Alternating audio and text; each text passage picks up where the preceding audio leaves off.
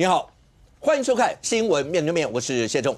来，一开始为你介绍今天要请到的特别来宾，左边第一位台北市议员颜若芳，吴刚好，大家好；台北市议员苗博雅，大家好；时事评论黄英忠老师，大家晚安；右边为你邀请到的是台北市议员李柏毅，大家好；资深媒体人邵云夫，大家好；立法院荣誉顾问3Q哥陈柏惟，意不意外？大家好。意外啊，超意外的。但是有一件事情我更意外，我一直在想，你今天来的时候发型会是怎么样？好，正常。对，你要撑到什么时候？我没有撑，因为2阶就还没有过。没有过。我一直因为好，那因为都已经送件了，现在看起来的话，已经是30个蓝委过。那有4个国民党的委员的话，或是无党籍，像陈昭明没有过。现在大家再看的一席就是基隆林佩强这一席。那包括刚才讲的中二选区那个地方，3Q在讲的严宽恒那个地方，虽然已经过了，可是他们还是在摆摊，还是在收，因为他们讲说怕如果到中选会踢的时候，会因为删除掉太多，万一要没有过，明的应该是这个原因。但是我个人觉得，是不是有很多人会觉得说，大家在看的就是一定要看到3Q要剃光头 ，OK？ 那在等着，所以一定要送。好，那刚才讲的这些数字，你就会知道说，在这个过程当中，那现在看起来最少是30比几，那重心就摆在所有的霸团，重心看起来就摆在基隆林佩强这一区了。那对于蓝营来讲的话，要霸绿委这个地方，那包括在吴思瑶这个地方，虽然换领衔人这手续上面当然会有一些麻烦，不过媒体上报道，待会儿博宇大家可以讲一下，媒体上报道说觉得包括大会优是不是还算顺利？那吴佩仪这一席又会是怎么样？可是这所有一切，如果真的这样看的话，好，我们就先从要霸蓝委这一块来看，阿淼，霸蓝委这一块，我刚就讲，譬如像3Q刚刚讲的中二那一区，即便达标。可是他们还是照收，而且照收所有那些过程，好，这些本来大家讲平心而论，30比几或是31比几没有差太多，可是好像现在所有的霸团就一定全心全意就是要看着基隆林佩强，就是因为那个边缘人说吗？这个现在的霸团哈，他们争的是一口气，可以这么说，因为最近你看奇怪的说法太多了，什么葛如君在直播上说霸团每个月可以领8万2。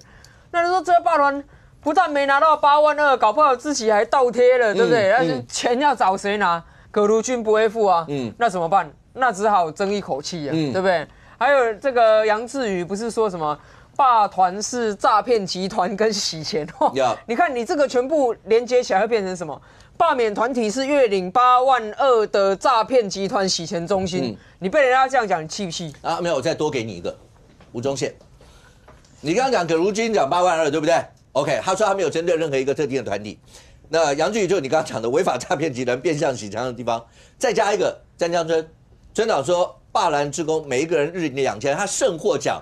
那如果他欢迎来告了以后，他说他从来没有翻车过，那他会把所有他知道的全部都讲出来。最重要还有一个吴宗宪，因为吴宗宪前面这几位就算，吴宗宪是法律人，他是检察官出身，他说的是霸团为什么这么有钱？可以在有线电视花30分钟播广告，可以到处有罢免站，到处有LED车，会不会是境外势力送来的钱？霸绿去枪毙，霸蓝都不毙，都没事。法律人哦，检察官出身的吴宗宪，你知道像吴宗宪立委他讲这个话，很明显就是他没选过举嘛。你们蓝委在选举的时候哪一个不是这样？这些当选的蓝委哪一个不是这样？有听吴宗宪质疑过说这是不是境外势力输送来的钱吗？对不对？所以你看这些人有一个特征啊，就是第一个乱讲话，第二个特征是什么？他们不会被罢免，因为吴宗宪是不分区然后葛如君也是不分区杨志宇目前只有国民党的党职，没办法罢到他，所以一切的这些霸团被这样子乱讲话产生的愤怒，会回向到谁身上？回向到现在正在被罢的人身上，而这个人就是引燃这个愤怒的那个。边缘人说的创始者林佩祥，林佩祥他的人设是什么？第一个，全国的观众可能不太熟悉他，因为过去他是相对比较低调，在基隆一个比较在地型的政治人物，所以他以前选议员、选立委的时候没人注意到他。但实际上，基隆人都知道，林佩祥就是基隆3大公子的其中之一嘛。另外是谢国良，还有那个动用民政各支系统的张渊祥，接下来就林佩祥。林佩祥很厉害呢，他是站在这个人生舞台当中的 C 位，因为他爸爸是市长，妈妈是立委，而且立委好像6年罢之类，反正就是做非常久。然后呢，他从小因为爸妈都很疼他，所以从小呢就送到美国去留学，一路留学到回来之后，马上继承家业，继承衣钵，成为了议员，成为了立委。所以他的人生是非常顺遂，他顺遂的程度，我想应该远超过我们在座每一个人。所以以他的这个人生观来讲，他看每一个人，当然有可能每一个人都是边缘人，就我们在他心中，每一个人都是边缘人啊，因为我们就不像他那样子的背景嘛。那你可以看到他说他过去有些公开发言，其实他对他自己是非常有自信的。比如说他在立法院里面跟一些蓝委聊天直播出来，他就说我们当立委的应该是全国 top 1% 的人。他这个英文不是我扭曲他，是他讲话会夹杂 top 1% 的英文，所以我们讲话要有学识，都不能乱讲话，不然就没有廉耻，没有羞耻心。那个完全透出一种贵族国民党权贵的感觉。那这个一般全国观众我们不熟悉，但基隆一定很多人知道。基隆一定很多人知道这个人是这款的嘛，这样子的一个公子哥。那他这一次呢，千不该万不该啊，就是他显露出他在访谈当中显露出的那个藏不住的傲慢，就是说罢免团体都是一群边缘人啊，因为太边缘了，所以互相寻找温暖。这个你当然会激怒这些罢团嘛，因为这些罢团他是抱着他们自己对国家跟社会的热爱，他不拿钱，他运用他下班时间，运用他照顾家人以外的时间，风吹日晒雨淋，在这边揪联署，结果被林佩祥这样讲，他们一定会有一个阿淼，林佩祥在这个时候讲是我完全没办法理解的一件事。你刚前面讲说他本来是还比较低调，对。如果说因为现在蓝营有4个委员就泛蓝阵营啦，有4个委员确定没过嘛，对不对？好，你说谢依凤啦、徐信啦或是陈超明啦、那个邱正军。如果已经确定不过的，你现在回头来，你说有那股气你要出或者什么，你讲这些我就认了。他是到5月23呢，是，所以你前面说低调，然后你崩的一个讲了这么地动山摇的一段话，你这样出来讲了这段话，那大家不把所有的目光摆在你身上吗？为什么在这个节骨眼上讲这个？这个就进入选举技术的分析，这叫意料之外，但是情理之中。因为现在这个时间点是什么？罢团很多都2阶送件结束了嘛，然后林佩祥他的这个罢团因为比较晚送件，所以是在最后冲刺期。所以你可以看蓝委在上星期跟这星期，他们已经定调要进入了大选前3个月热战期的主节奏。其实蓝委就是在等这个时间哦。如果说我们大家爱看棒球的话，现在感觉很像是说罢团先发投手投得很好，然后5、6局差不多投满100球要下场休息。罢团太累了，每一个罢团都100%、120%的努力，要休息一下了不能够无限的燃烧下去。那在这时候换上中继投手，那国民党他现在是分数落后啊。对方换中继的时候，他一定是拼的这个时候就要把他中继投手刚上来打爆啊。这个是国民党的大战略嘛。所以你可以看到这些所有的蓝委在这一段时间开始马上准备好就进入选举节奏。像罗明才唱儿歌那不是偶然。你什么时候看到一个黑二代会在那边装可爱扮的什么2只老虎？那个肯定是他的团队帮他包装了一个公关形象，顺便释出这个不同意罢免的讯息。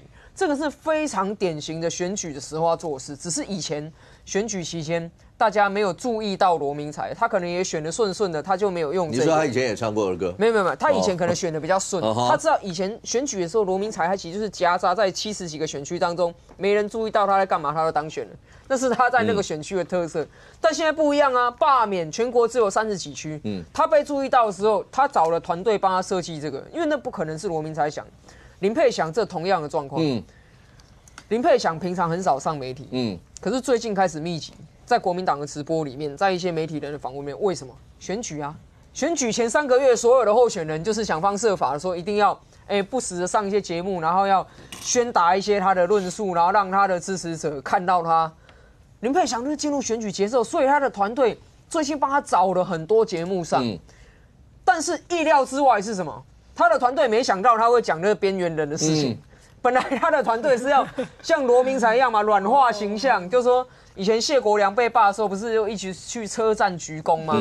他们本来设想一定是林佩祥，你要展现出谦卑，你要这个跟这个团体对话，然后呢秀一点英文，然后显示出你很有学识，把你的人设包装好。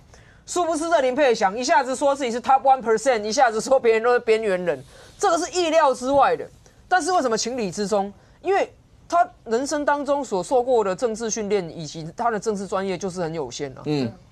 他的爸妈虽然是这个市长，算是立委，可是从小把他送出去国外读书的时候，并没有充实林佩祥在这方面作为一个政治人物、作为一个政治家基本该有的学养，所以他现在是意料之外，他帮这个自己的罢免天才活。你可以看他这个，我们看这个最关键的关于林佩祥这个关键字的直播，在他讲出边缘人之后，提到林佩祥的直播的观看数直接飙升起来。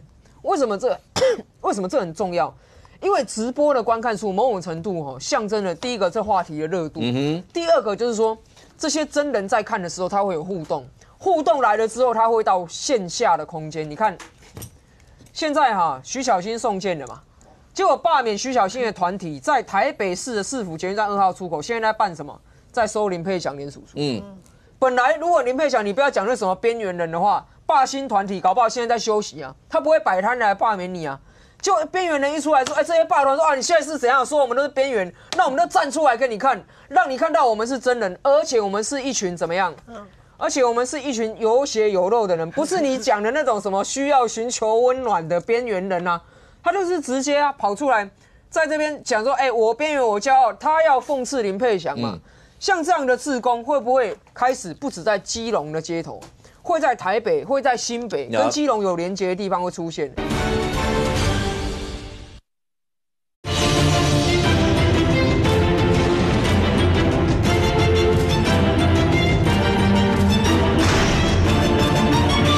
在这边讲说，我边缘我骄傲，他要讽刺林佩祥嘛。像这样的志工会不会开始不止在基隆的街头，会在台北，会在新北，跟基隆有连结的地方会出现？而且林佩祥他简直是完全小看公民力量，因为我跟大家说历史可以告诉我们，社会的改变往往很多时候是边缘人驱动。你看像国民党的神主牌国父孙文。他当时在清帝国的时候，他也被清帝国看作边缘人，好不好？因为当时占 C 位的是清帝，还有谁？还有袁世凯那种大官。孙文是流落在各国，在那边演讲，在募款的。当时人家一定看不起他是边缘人啊。那你说美国独立革命那一群一开始人，很多的知识分子，很多的生意人，但也更多是当时被大英帝国看不起，说那些都是殖民地的边缘人。但是他们推动历史的改变啊。林佩祥虽然出国读书，但是他没有学到历史，没有学会政治。一个公子哥公然的呛说这些公民都是边缘人，不要忘了，你的权利就是这些边缘人给你的。现在这些边缘人要把你权利收回去的时候，大罢免有可能就是被你骂是边缘人的人缔造的历史。OK， 接下来为各位介绍这位刚才来让你觉得意外，这是我们在场中唯一一位在我们这个场子里面是全国Top 1% 的 ，OK， 那 Thank you， 你曾经是 Top 1% 的，OK， 现在也是啊，那你现在也是，对啊，人家说立委才是啊，没有，以职位来看，就眼界太狭隘了，我不相信有立委会讲出这种话真的，你不相信有立委？好 ，OK， 那请问一下，那你听到刚阿苗讲，就是有立委讲的这个话，甚会有立委告诉你说，那一堆的边缘人构成敌人罢免。Thank you一直在节目讲说，现在的算什么？他当时一个人扛了全国所有的炮火，确实。现在换一个角度讲，最起码莱茵这35区，林佩祥接下来要扛所有35区的炮火，因为所有的罢团，那天前2天，那当边缘人一出来以后，就有罢团讲说，接下来所有的罢团全部集结，就5月23以前一定要把林佩祥送进去。对。这个林佩祥，我们本来坦白讲很边缘，然后而且某种程度就政治的钟摆来讲，谢国樑罢免失败了，所以大家可能会觉得说，基隆会不会有点难度？因为毕竟过去基隆可能大家对他的印象就是比较在台北在北边一点然后不太清楚他们在干嘛，比较陌生的城市啦。那谢国樑跟林佩祥那个型就有点像，大家也知道是个公子哥所以可能会觉得说，好像不会弄到那边，不会弄到那么惨烈吧？我跟你讲，你什么时候会觉得自己有罢免的危机？就是你的祖宗3代、8代都被挖出来的时候。现在在讨论什么？林佩祥的老爸是谁？老妈是谁？老妈在98年到99年什么财产没有生计突然多了20笔不动产。那这些开始被翻出来，表示什么意思？就是镁光灯接下来就在基隆了嘛。那我第一个就是这个是刚刚主持人提到的，全国来我这里玩呐哈啊，这个反正大家也看过很多次了，我也笑笑的，对不对？好啊，然后但是我们都知道主谋是谁，严宽恒啊，以上这2张就是国民党边缘人。这个叫做政治的记忆断代啦，他们每一次都会觉得说，反正那个已经是3年前、4年前啊，大家都忘记了。林昶佐、陈柏惟，甚至以前的黄国昌，大家都忘记了。国民党在反制罢免的时候是没有理由杀了北龙的呢。所以这个林佩祥啊，他们综合这一些，包含杨志宇刚刚讲到的什么吴宗宪。这个葛如君之类的综合起来啊，就叫月领8万2的诈骗集团，拿外国势力的钱做洗钱中心。你本来以为这个已经够荒谬了，你知道林佩祥，其实我跟你讲，其实我们电视节目都对他特别好。你知道林佩祥他讲话那句边缘人的原文整段是什么吗？来，我现在给你看。来，这个人叫林佩祥，他说啊，我常说罢免团体啊，就像路边失败的涂鸦。他接着怎么讲？他说啊，就像看到这个狗狗的怎样，这个吃坏肚子怎样所出来的东西，2个字，狗屎。这林佩祥讲的，这你们基隆立委形容基隆的罢免团体讲的，你们就像狗狗吃坏肚子所出来的东西。这林立委呢，他反映的是什么？我这边呐，只有投给我的人是人，其他的人都是狗屎。这个我讲，这个叫民主素养。最大的问题是什么？刚刚阿淼讲得很精准，他跳过基层历练，所以他没有去吹风淋雨晒太阳。他在站路口的时候，我们会有一种怎么跑出来的那种感觉，因为跟连胜文站路口对，就是会有那种很冲突的感觉，然后进一步的去分析，如果说他是空降或者是所谓的爱将。过去的助理幕僚可能像吴宗宪这种新北市法制局长，然后被朱立伦承揽进来选立委，那可能是一回事，因为他就有那个，他至少知道在这样子大团队运作会长什么样子嘛。林佩祥不是呢，他是率兵打仗的将军，因为这是区域立委职嘛，所以当大家不知道他是谁，但是听说他是国民党，听说他这个爸爸妈妈很做会赛哈，做教过给人的。然后那一阵子民进党风向又差，不然我们投给林佩祥。哇，这个叫看清真面目没有投给林佩祥的都是狗屎这个是怎么出来的？谁敢做这种事情？然后另外一方面，我们还剖析了全台湾的正二代。正二代有一个特色，我之前有跟一个头家囝啦，人家说富二代，我就跟他聊说，你背负这个所谓的二代，你有什么心情？他说，我们因为是二代，所以我们要比人家更拼。我甚至我认识一个老板他爸爸是做代工，但是他去做另外一个电影动画产业。他说，我虽然是富二代，但我创业的内容跟我爸不一样，这个叫差异性。所以你像我们都可以讲得出蓝绿白都有正二代。好，那什么苏贞昌、苏巧慧就走一个法学专业、温柔体贴，跟那个冲的形象就不一样。蔡易余跟他爸爸，陈冠廷跟他爸爸大家都想要做出不一样的风格。全台湾正二代到今天为止最嚣张的就林佩祥，没有别人了。我没有看过，真的我不骗你。洪孟凯他当发言人的时候可能很刺激，可是他今年怎么样？尽量低调，因为他也知道遇到罢免。国民党的严宽恒、谢依凤、马文君这3个中部的大头，他们也是正二代，但是他们就是知道可能家族背景有染色，所以尽量怎么样，就不要这样子在上面针锋相对。就算我们讲罗明才虽然说我们知道他是黑二代，但是罗明才他有一个特色，他的衣服都烫得很平。这个我不知道是什么特色了，但是他就很特意的要走一个比较绅士 gentleman 的风格。总之，不管他们的利益良善与否，他们都想要做出二代的差异性。就林佩祥，生怕人家不知道他是没料的正二代，而且除了这个在身份上的表现，他其实就是一个幸运的投胎机会。在公领域的表现，他是毫无民主素养。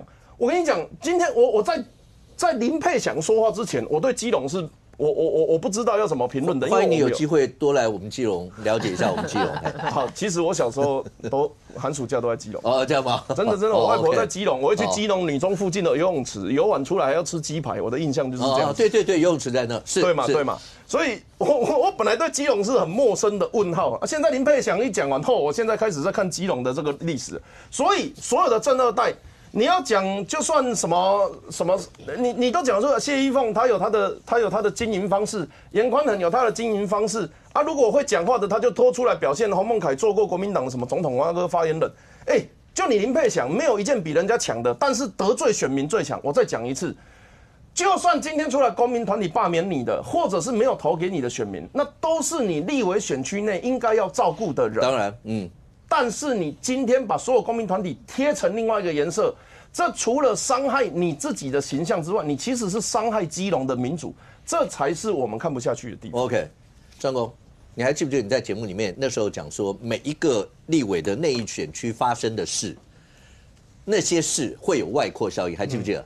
从最早的时候，国民党的委员有美国房子的问题，你说会不会影响到其他人的房子，也被拿出来讲？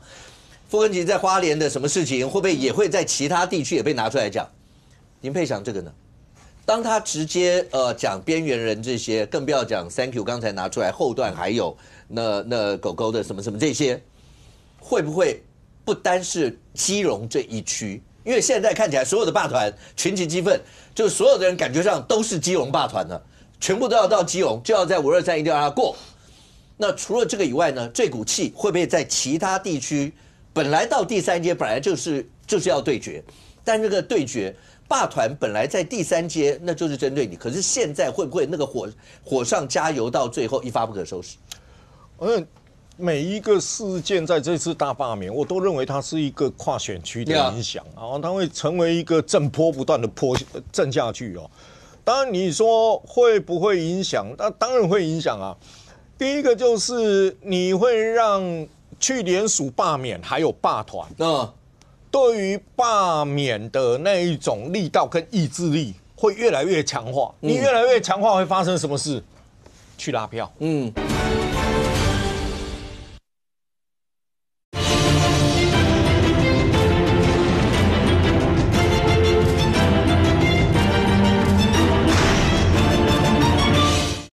对于罢免的那一种力道跟意志力会越来越强化。你越来越强化，会发生什么事？去拉票。如果他本来就自己，我本来就说，我联署完了，我只是想要去投一张票而已啊，我那里投。但是突然发现我被骂成这个样子，然后林佩祥，你说的太过分了，你这个 1% 的精英，你既然把我们看成这个样子啊！对不起，我们选区不是林佩祥，那我们选区是谁？是吧？一起去。他会去强化那一种我去拉票的动力。就每一个事件的影响，都不断的在强化每一个要去罢免人自己去投票跟去拉票两个不一样的事情。然后我去投票就一票，但如果我有一个在犹豫的被我拉去了，它变2票。所以现在的每一个事件，它都有可能变成要罢免的心态的强化去拉票。你的意思说，其他选区的人也会去拉票就会看到，就讲说你没事惹这个麻烦干什么？我的选区搞不好55波2525，然后你这样一搞下来的话，我不知道又多了1%。在罢免这里面多个1%，搞不好就会多死人了。1%差很多。对啊，你看这个梗图就出来了。它上面就写了什么？请各位一人拉2票，下架真正的边缘立委。这个是哪一个霸团？台中的展翅费翔，就廖伟翔的那个。你看，他就告诉你，已经愤怒到说大家要来拉票了。当然，我觉得拉票会是一个强大的动力嘛。你一直在催促他们，比如说，你今天有很多的画面看起来，国民党已经脏乱没逻辑。你说，林佩祥在骂那些霸团说什么说话没逻辑啊，什么一大堆。那我们再回顾一下，大家就会回想，林佩祥讲话有没有逻辑？关税大战的时候我们又不是 CPTPP 的国家，美国也不是不是刚好可以谈吗？不受 CPTPP 的框架吗？就是说，大家会觉得，你讲话有没有逻辑？就算你是 CPTPP 的国家，你也可以跟其他个别国家谈 FTA 啊。你讲话的逻辑在哪里？再来讲，426，其实最精彩的一幕都不是台上，是朱立伦带着杨智宇跟谢龙介去中正一分局，然后你就看到左右护法傅昆萁、徐宇生陪的剧。傅昆萁在接受访问的时候讲什么？520，我们不只要提案罢免赖清德，我们还要弹劾，我们穷尽一切方法要把赖清德拉下来。你426在中正一分局这样讲婚礼啊，各位要让我任务完成了，我的任务跟总统一样，一任4年。我突然在想，你逻辑你不是要罢掉他吗？你不是说穷尽一切方法要把他罢掉吗？要把他拉下来。现在你为什么会去谈赖清德任期4年？你跟他一样，就是说你不要把我罢掉，继续说，奇怪。逻辑到底是什么？就说你国民党到底逻辑是在谈什么？你会出现一个逻辑混乱。这个精英，我们 1% 的精英说罢团逻辑混乱，其实你随手而抓，你看国民党的逻辑多混乱。母亲节唱追，祝父亲节快乐。他是说父亲在母亲节这天也要快乐，帮妈妈买单呐，父亲节啦，那个没有上字幕啦，老料啦，父亲呐，你会觉得你国民党好，你看你国民党里面每一个人出来的东西一直都在被宣扬，笑话就还好一点，笑话就大家笑完了就算了，只是说你压力大，你什么这些就算了。但是林佩祥这个说法，他是把100多万人参与联署的人全部一竿子打死，变成边缘人。而这些边缘人，不要忘记被你讲的边缘人里面，有时候你生病要去看的医生，如果你被告，你要碰到律师，你所谓的边缘人里面都有这些人呢，这些人基本上叫边缘人吗？是这样吗？所以他每一个事情一扩散，你看罢薪团体跟那个删除危害，一堆人跑到基隆之外，没有哦，他们还蛮有策略的哦。罢薪团体还有一部分是到市政府的转运站哦。他们现在在台北市各个转运站，转运站里面，其实你去看你去忠孝东路，其实路上面还有那个站牌哦。那个站牌你去看，开往基隆的，是啊，每天晚上排一大排。对啊，对，因为基隆路跟忠孝东路口那一带，就是刚刚讲他们要在捷运站那个地方刚阿苗拿的那个地方是基隆要往台北之中非常重要的一个交通枢纽。对，它不是那个是转运站而已哦，转运，还有公车站牌也有哦，排一大排哦，不止转运站而已哦。所以你一句话惹毛了所有罢团，你是把所有的情绪累加到最后叠加在基隆，整个叠加过去了。那你说林佩祥，我现在在看175%会不会被突破？因为全部都跑去了。那你接下来以后，后面你们这一些人未来还会怎么样？你未来的命运怎么样？千万别忘记一件事，不要逼的。大家原本只想去投票，被逼的去拉票，那国民党就会很惨。对，2个部分。第一个，现在看到刚刚讲到，包括吴宗宪啊，或者什么这些人在讲到什么罢团啊，所有钱这些，虽然罢团或者像阿苗他们都一直在讲说，那个人家就是志工啊，或者什么什么这些，但显然，国民党有很多人针对这一部分还是在讲这一段。好，这一段来讲的话，是确有其事，有任何证据资料吗？因为接下来可能甚或面临到诉讼或什么都有可能。好，第二个，刚讲到，尤其是林佩祥讲的这段话，他已经刚为什么要请上公分析那一段，就是他会被扩散到其他地方，而且现在是要罢蓝委的2阶委。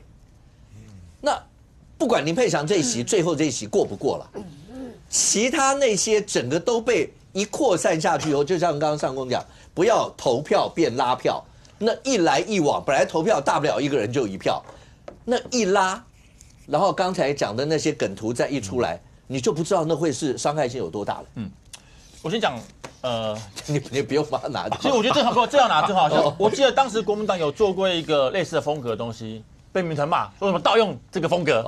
我就现在主要他们自己用就没问题了。好像之前骂国民党的时候不是这样讲法的，他们应该也是用所谓的那种风格吧。所以你就可以理解 AI 国民党现在在社会的氛围是怎样。我不晓得，我只觉得在这个阶段，所有讲话都要注意。你说佩翔委员讲那个话，说社会边缘人。我只能说，我每一个委员他的态度、他的风格不一样，但我个人我不会用这个几个形容词来做这个形容。3Q 后面讲的那个更过分了，就是他讲说狗狗什么的。对，我觉得这个东西都要注意啊。就像吴思瑶在大法官面前说立法院3读通过是性侵，一样不妥。我觉得很多话都要注意，因为立法委员真的是已经是我们这个民选出来的最高的民意代表。我不敢说他们没有 top 1% 的问题，我们所有民意代表都是 99%， 好吧？我们都是最后面，因为有大家才有我们。是，我们没有，你看多谦卑。对，我们没有，我们在座都是99%的，对。嘴巴就是甜。是，我们都是为服务，好不好？只有服务 top 1，好不好？所以千万小心，所有讲的话大家都在看，都在听。2阶并不是尽头。3阶、4阶、3阶、4阶都还有，对，3阶完都不一定是尽头，甚至还有4阶的可能性。所以接下来这段时间之内，我个人觉得，除了去让我们的支持者能够认同我们回流之外，不要犯错，我觉得也是非常重要的。因为2阶完进入3阶，原则上就跟选举是一样的啦，没有不一样了，就是把自己的支持者能够希望召唤出来嘛。所以任何的一些话语跟做法，真的要特别小心，这必须要注意的。那再来就讲到霸团到底有没有拿薪水这个问题。我不知道，我想我真的不知道。但一般来讲，这些霸蓝营立委的这些民团，大概大家有2个想法。第一个就很拼啦，就真的是很多常常看到他们对穿衣服啊、拿牌子路边都是。第二个就是很有钱，资源真的也多，不管是一些跑车子啊，在信义区那种大的宣传车等等的，感觉起来资源不少。但我必须要讲，就是说，在这过程当中，不管有没有照就是这个村长讲的每人每天2000。还是这个如君委员说的月领8万块，我老实讲，就照他们说的，每一个人都要为自己话负责任。而且好像也有人去告了，我觉得很好。OK， 这就让司法来决定有没有。对，一翻2瞪眼，大家都不要说我有，因为我也不晓得有没有。好，每一个霸团在他所属的罢免的地区控告的话，你知道几个县市吗？那我觉得不管了，13个县市，那不重要。对，那不重要。讲了，我觉得就是负责任，很简单。最后司法来判，如果真的有8万，表示他没有讲错话；如果真的没有8万，那谁讲谁负责啊？我在场就讲，因为包括了村长都讲了嘛，欢迎提告，他自己讲了啊，我觉得很好，因为本来就是如此。我相信他们应该或多或少都有听到一些东西啦，但那些东西到底是不是属实，我觉得最后用司法来决定，来找资料，我觉得最好。因为毕竟你说不管那些霸团的志工到底有没有拿到现金或什么等等，我不知道。但现场那些文宣跟包括那些设备总是要钱吧？那这些钱是谁出？那大家都可以去来自己心有公断，我也不知道谁出。OK， 但整个过程当中，我相信耗费很多的资源跟金钱，这是大家有目共睹的。而这些钱到底合不合法，我不敢说。但问题是现在就出现一个状况，就是桃园的一些罢免团体最近出现一个争议嘛，就罢免团体能不能够募款，目前好像属于灰色地带，就。好像选罢法也没说行，好像也没说不行，所以现在到底能不能合法募款，没有人敢说一句话。但问题是有一点是确定的，不可以开设账户来说我要募款来宣传大罢免，这是不行的，这是应该是确定不行的，这是属于黑色地带，应该是有违法嫌疑了。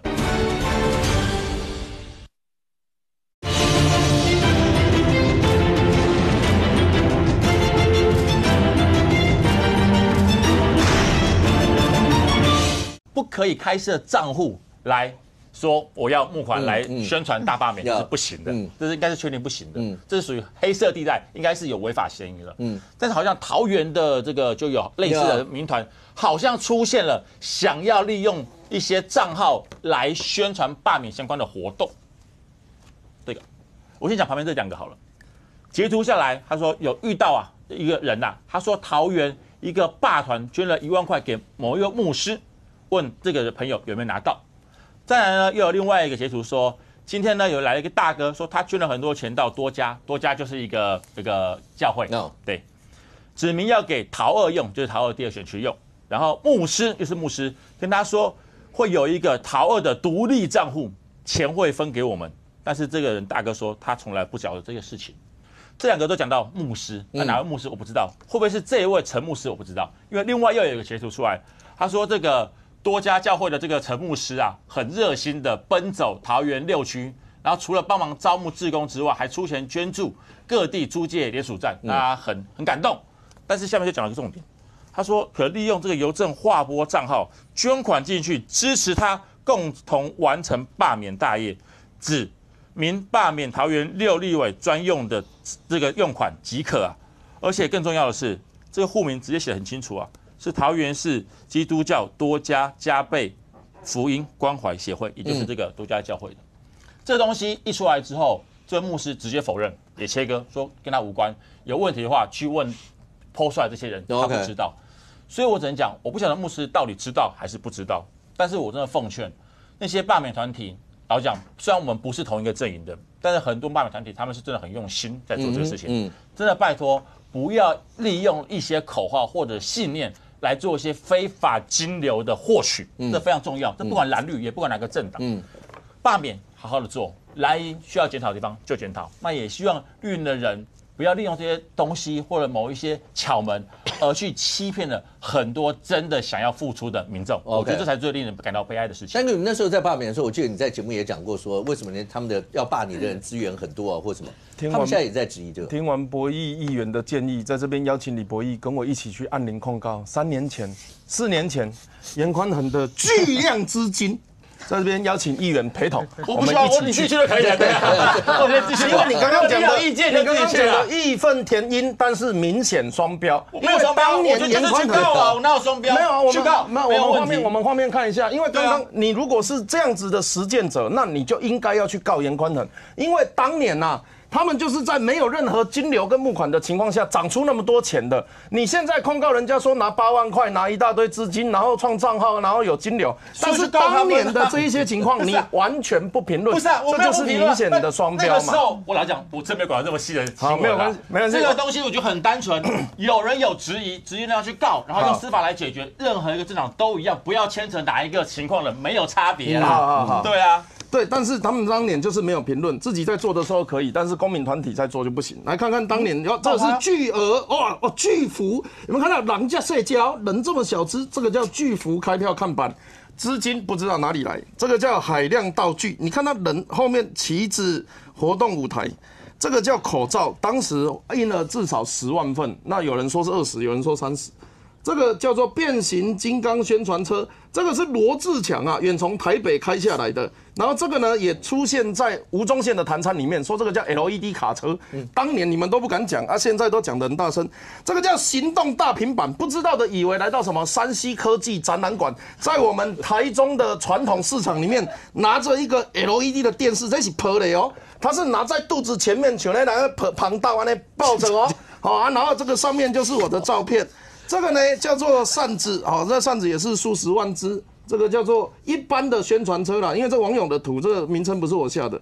然后这个是面纸，这个是这个扇子的背面，这一些也是巨额的扇子。我刚刚也不是，我无意消费李博弈议员啦，我们立场不同，大概是互相亏一下。但是我要讲的事情是我们依法论法。当年公听会去年的时候，徐宇珍召开选罢法修法，他们就有做一个公听会。我本来以为，因为我自己当立委的时候是这样，你公听会请来的专家学者意见，你要听吧，你要参考吧，你要做修法的依据吧。结果我去了，全中华民国，干那我甲韩国瑜有经验，啊，议长无去，剩我咧讲尔。结果我讲徐宇珍都唔听，国民党都唔听，一字无改修法就通过啊。当时我就有在立法院公听会讲说，不管罢免方或被罢免方没有登记金流是一件很吊诡的事情。可是，就算是旧法限制，甚至是因为没有修到金流的部分，真正要适用的方式是什么？这边讲给国民党参考，你应该要各个立委要求捐回中国国民党，因为政党可以收罢免的现金使用，所以应该是各个立委要出来站一排，手牵着手，然后呢，就好像那个开幕仪式说。我要给德委报告，好，我们遇到罢免不能开政治现金专户啊，邀请大家，哦，你可以把支持我的钱捐到中国国民党，注明，松山信义徐巧芯，基隆林佩强啊，我相信党中央一定会公平分配给我们。到今天哦，国民党没有一个立委出来募款啊，但是他们都可以反罢免哦。这拢好也个惊死人。我们当年可怜到，你以为我真的要走路哦？我是没有其他的办法可以走路，好不好？来，你当作我当然你跟你底下聚合看板，你要看板挂到微信给。我讲一下，这个我再讲一下。国民党如果募款这么顺利，就不会第一届发生这种状况了啦。至少你在路边上看到多少个摊子出来，对不对？没有嘛？正常逻辑是你要开口嘛。现在开口讲就有立法委员，我们自己是立法委员，我又没有罢免我自己，请问一下我要出什么钱啊？我除了看板说啊，大家别来罢免我，当然是地方上去找，用 FB 用脸书，然后用我们自己的群组去宣传嘛。接下来真的会花到钱的是2阶完的3阶啊，这还真的要花到钱啊，这个没有好争议啊。未来有机会可能会挑战立委啦，但我都请教一下啦。请问反罢免跟选举的形式是否一样？反罢免会不会需要挂看板、送康乃馨、送文宣、送传单、送卫生纸？3阶啊，现在就有人在做这件事情了。你要搞不清楚，你现在讲是罢免人，不是是罢免跟非1 person 林佩祥讲的，不是罢免跟非罢免是不一样的东西。哪里不一样？你现在是前2阶罢免跟罢免。非罢免，现在有没有人挂？现在有没有人挂？因为进入3阶了嘛。现在有没有人挂？因为进入3阶了嘛。哪里进入了？没有，现在没有任何一个宣布投票。罢团今天讲进入3阶是你们罢团自己讲的，我们相信你也错了。好，你冷静啊。不是，我不冷静啊，这跟我冷不冷静有没有关啊？好，深呼吸一下。你讲的东西跟现实不一样嘛？没有不一样。2阶之前，我们蓝营这个是客观事实，我们所有都是被罢免那一方。我也是啊，靠！你为什么不听我讲啊？你有花钱，我怎么知道？我想是台北。不是，你现在。话就是你家的事我没有要求你回答，我现在没有要求你回答，我讲给观众跟各位来听。请问一下，台北市现在有没有开始挂看板？那它的形式是不是就是类似，就是对等于选举？那这些钱现在有没有监管的管道？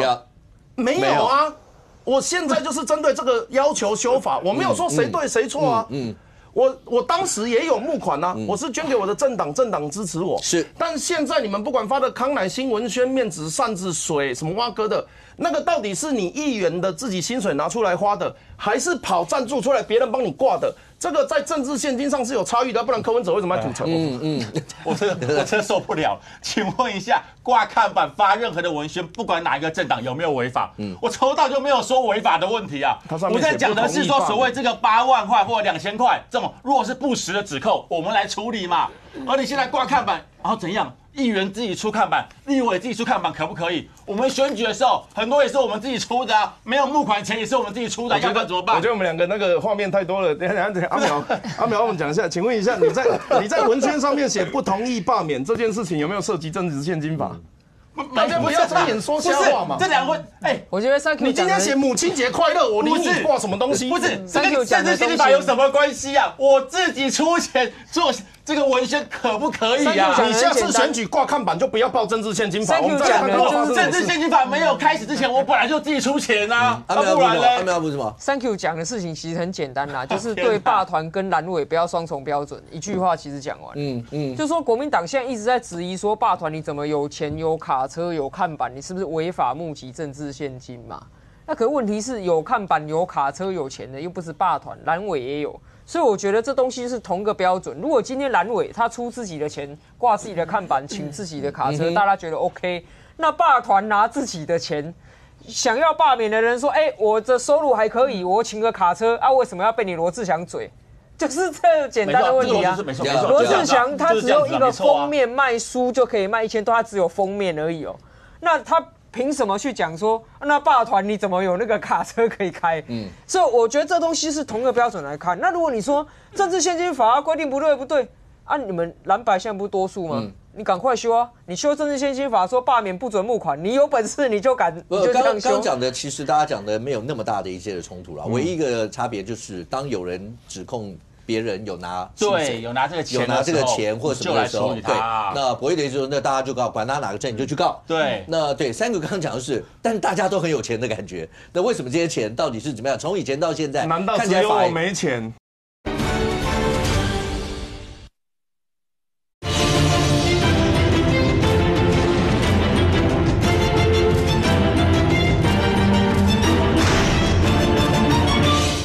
那为什么这些钱到底是怎么样？从以前到现在，难道只有我没钱？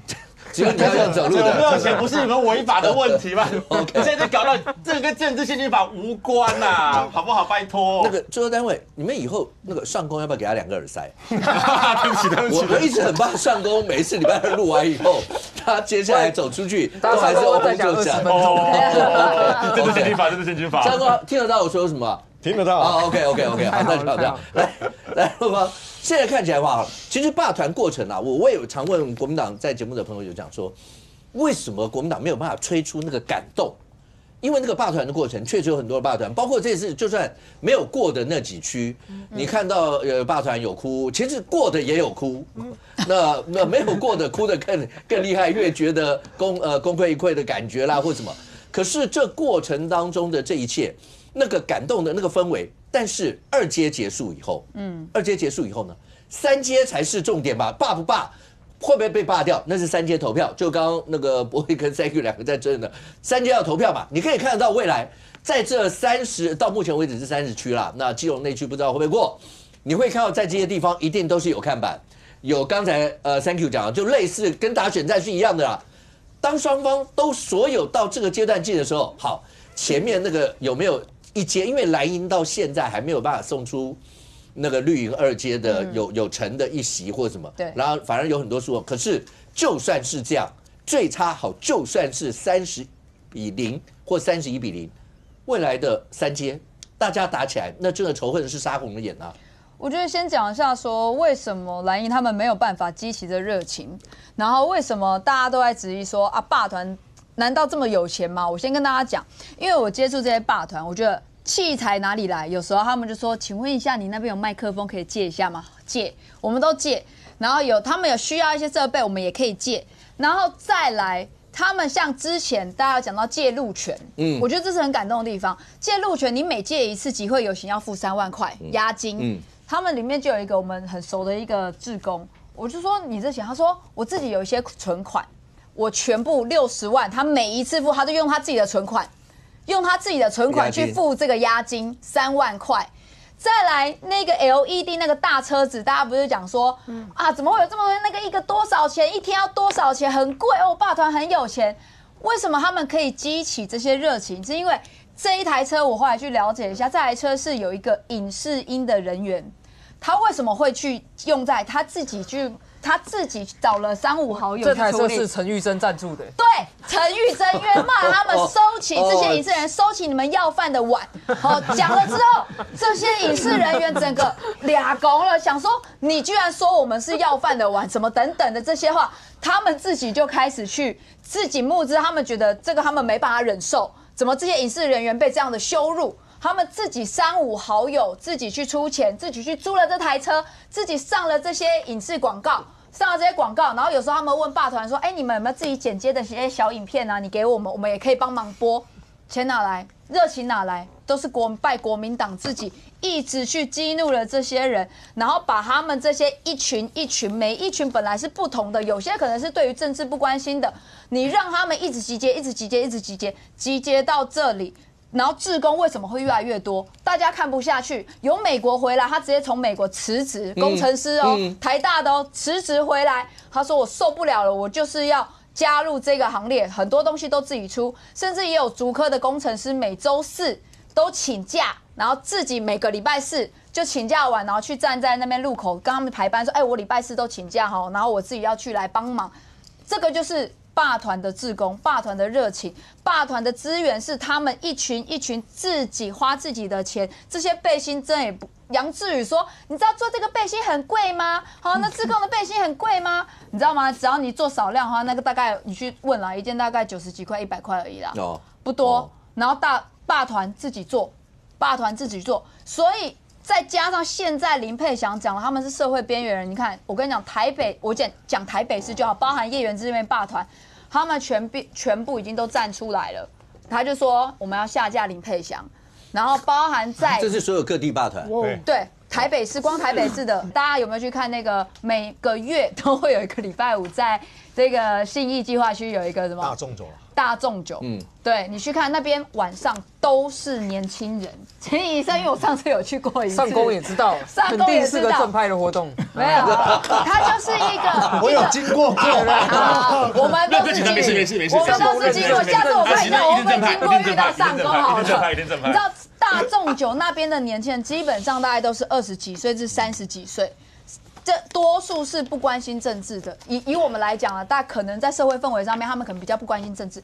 但是你知道，现在你去到大众酒的时候，他们给予有一些霸团会去那边请他们签联署，你知道他们是给予热情的掌声，而且是掌声加尖叫，这是已经勾起了整个在20几岁，他们觉得说，签了没，一定要去签，这是一个潮流。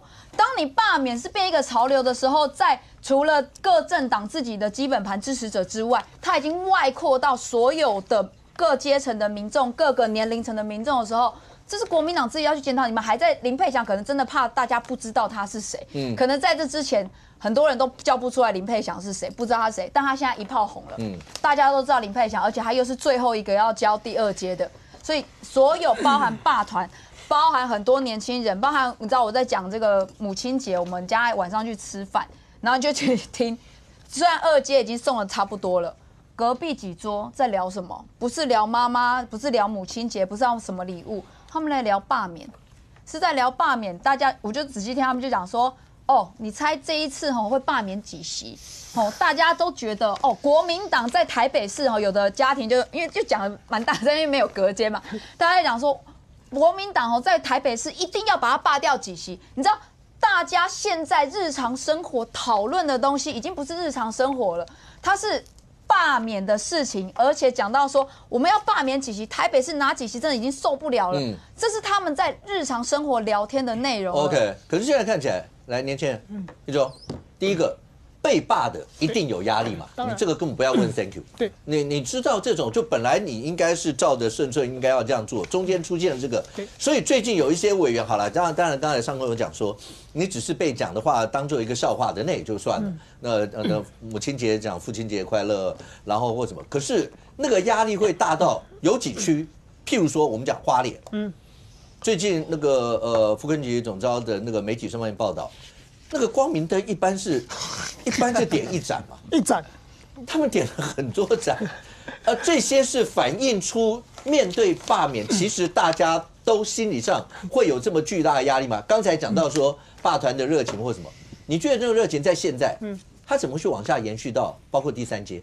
当然林佩祥这个等于是火上加油，对，一句我边缘我骄傲，我不知道这个词只要一出来。后面都不知道会是什么样子。你永远不用害怕国民党自我毁灭的决心。就是大家一直在讨论说，那如果2阶现在30个送进去，将来可能31个。对啊。那到3阶的这个过程，中间会有一个冷却期啊。会有冷却期，但是我刚刚讲，你就不用担心，那些国民党的委员就时不时就会出来不断的加油添醋啊。所以黄进平不是讲了吗？桃园市议员他说什么？他说林涛，那个翁小玲。你有没有想要带小孩出去？赶快出去出国，我帮你出机票钱都没关系。然后翁小玲就很生气，他说我都在帮国民党，拜托你黄健平，你可不可以闭嘴？有没有在帮国民党？大家心知肚明啦，而且翁小玲有没有去 PTT 有在讨论他，就是说他在质询的时候，他就质询那个官员，就是说，为什么要删掉那个律师培训的费用？他说我统删啊，但是我没有要删掉你们那个法务部律师培训的费用。统删不就是全部都是删%几吗？所以这个律师培训费用当然是以统删来讲，可是他就说，我删统删，可是我没有要删它。所以你知道这种东西不断的在网络上在那边讨论的时候，他就是帮罢团保温，保温到什么程度？今天我们讲的附水组织的头，最近有人开始分享，就是说一些花莲一个有名的庙叫做帝君庙，就是拜我们关圣帝君的。然后你知道吗？傅昆萁这就很虔诚，有去拜。有个庙方人员转述啦，就是讲傅昆萁去拜对不？拜还跋杯，可能就是有时候我们拜会跟神明祈求一件事情，跋杯嘛，跋过来的杯，拢跋无杯，杠咕，他一直跋到杠咕，然后说最后傅昆萁脸一沉就出去了，这是转述。这个代表表什么呢？然后我们来看，重点是那个帝君庙傅昆萁是赞助很多的哦。刚刚乔哥提到光明灯，来，这是网友拍的，因为傅昆萁在那个帝君庙啊，它其实是怎么样？你知道，我们光明灯都点一盏，对不对？对啊。这3柱都是傅昆萁家族。就他跟他的家人，而且其实是6只，所以除了这3只以外，后面还有3只，总共6只。然后网友帮他算，这一只大概一只算他1000盏就好。请问6000盏的光明灯，我帮你省了。以我们平均行情，大概一个光明灯大概500块啦。6000盏300万，一个是到都可以。每一年就是多那这300万，重点是我跟你讲，不是你有钱就了不起。我要跟小虎哥报告，你知道我们点光明灯，其实有些大庙，像台北龙山寺这种大庙啊，那个都要去排队。你知道他开始开放点灯的前1晚或前2晚，大概都可以拿去那边排队，因为怕点不到。这个你傅昆萁，你点了6000支这个光明灯，你给他点在里面，不是你有钱了不起呢？我问你，那你这样子6000个额度被你用掉以后，大家不就没得点了吗？所以关兄弟滚我在垮。所以他不会嘛？他可能，我猜他可能就祈求说，是不是可以保佑他罢免可以，就是可以 pass 啊，没得戏啊，厉害啊！你用公估，我们用几率来讲，大概要1/2去算嘛。你用那个平方值的话，2的6平方，你可以算那几率有多低，就他保得出来，所以你就知道国民党今晚逮起大条啊。然后加上什么，你知道吗？最近那个谢金河老谢财讯董事长，他就发了一篇文章，他就说这件事情其实怎么样，你知道？结论就是傅昆萁跟他的国民党的这些党团呢，整个导向中国才是整件事情，就是这个大罢免的开端。我去年也在讲过，我们去青岛游行的时候，它叫做讨伐傅昆萁大游行，然后一直都叫做傅水组，就是跟着傅昆萁。现在我跟你讲，现在通过30个嘛，31个我猜林佩祥大概是稳的了。林佩祥现在在意的是什么？你知道吗？他的份数不要太少，所以他要不要让林佩祥漏气？现在大家都在比那个%，就是比例嘛。林佩祥目前以现在最新的5月8号的统计是，他距离那个法定的门槛30394的话，他还差了5000多份，就他一个额度。但是因为到5月23嘛，所以还有个机会。那大家不要太晚送，早点送。我们要让林佩祥成为基隆的骄傲，我们要让他成为那30个霸团里面的至少前10名嘛。不准一 top 1呢，一 top 1%，对吧？而且基本上基隆3少已经挂了2少了，现在就剩他一个大少在那边。为什么？谢国良去年被罢免，好啊，可是没有过啊。我知道，但是他非常的谦虚。你知道谢国良现在安静。非常的就是点他知道罢免对他来讲是一个伤筋动骨的事，他为了反罢免这件事，他其实也布局了很久，所以他结果来讲很安静。然后另外一少就张通龙市长的儿子就江元甲民政处长，现在人还在看守所里面，所以原本3少嘛，不好意思起码大少就林佩祥Top 1 15岁出国，你们都没有这个机会所以这大家要加油。所以我说这个拉回来讲，就是说整件事情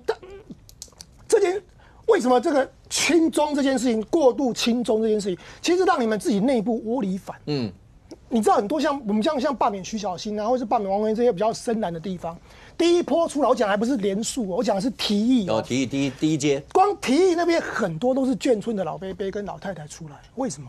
他们看不下去，对他们来讲，他们所认识的国民党，他们跟着老先生蒋介石他们来的那个国民党，至少是一个反共的。中华民国，但他的中华民国可能包括中国，包括大陆我不管，但至少他认的是那一个牌，青天白日满地红，这第一个。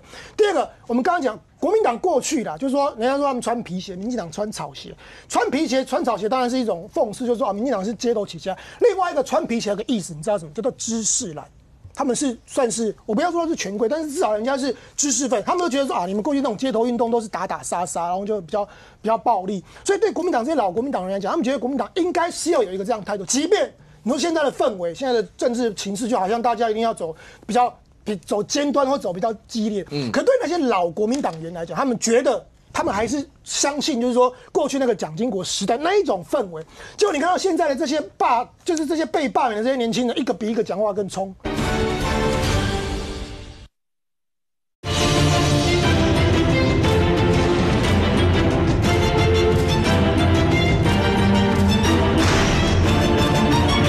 他们觉得。他们还是相信，就是说过去那个蒋经国时代那一种氛围。结果你看到现在的这些就是这些被罢免的这些年轻人，一个比一个讲话更冲。最近还流行我们这个叫中指心，因为我们不要比中指所以我们把中指倒过来一个爱心的中指。你看这些事情，你说一个一个的过去他们这些年轻的是因为这样而慢慢的有了知名度，然后甚至把过去的那些老前辈拉下来。可是问题是，今天当你面临到罢免的时候，这些老前辈们支持，或者是比较相信，或是比较喜欢老前辈过去那些风范的那些绅士派的，他们觉得说就挂笑脸，不然他们觉得他不会讲台语，他就说这些年轻人就是表现的不佳，所以结论就是什么？中国国民党这30个或31个要被罢免的，你不要去怨什么民进党，你也不要去怨罢团，罢团只是透过他们努力的一点一的方式，把社会上这些隐性的看不惯你们的，不管是年轻人或是这些过去支持国民党这些老国民党员，他只是透过他们罢团的力量，把他一个个抠起来。那你们还在这边还酸什么？还想要斗臭这些罢团，就说哦，你们可能是有收你们收钱啊。吴宗宪说你们有境外势力啦，然后葛如君说你们一个月有8万多啊。8万2。对，那刚刚博弈讲的最棒，就是去告。然后把它拿出来，那你要查证，法官到时候调的时候，你就说，那你的资料来源在哪里嘛？你不让他放消息嘛？那如果没有的话，最后的话，如果最后查出来的结果是没有，你就是只是说啊，我听谁讲啊，那个谁你也讲不出来的话，那不就是再继续点踩我吗？那3阶段的踩我，接下来就一定。所以你知道，原本最早台中的赌盘是估5席，就最后被罢5席，基本上不啊，因为光中共福建台办的智库都已经估到15席，所以现在是。连中共的台办都已经估到15席，现在目前的看局势就是10到15往上加，看国民党未来的表现。OK， 那博弈跟博弈跟博伟，OK， 两个人同样的一个问题啦。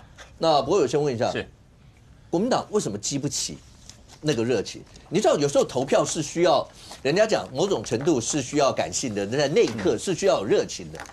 你看到罢团确实了，罢团在过程当中有很多一些让人感动的一些事。国民党为什么吹不出像这样的一些热情？那到了3阶，好了，大家都说3阶一定是蓝绿对决、大动员、仇恨或什么什么，你们3阶要怎么打？我想第一个好了，还是我每次都讲一样的状况。我觉得国民党现在的最大问题是一开始就第一步就没有走，对，你们轻忽了，是对。当一开始的状况不好之后，后续的感觉是那种滚雪球的状况。